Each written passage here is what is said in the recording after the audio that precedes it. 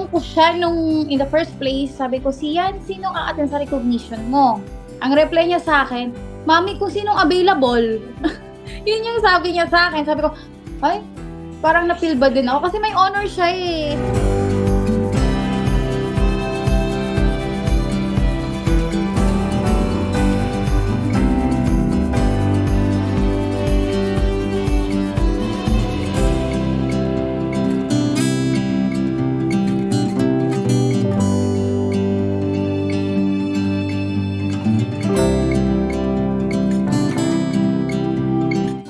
Sobrang saya that time kasi yung nag-effort yung anak ko sa school niya.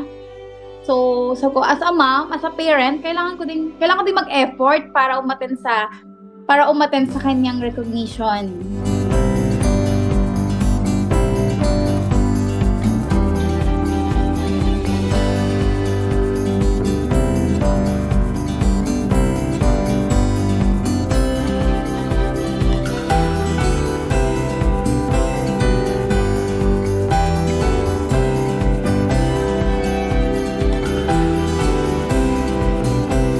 Until nandito ako, bibigay ko lahat ng effort ko.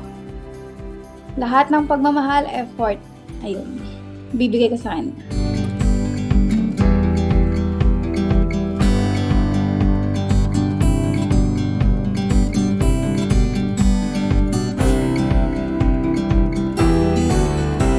As a parent, magbigay tayo ng effort sa mga bata.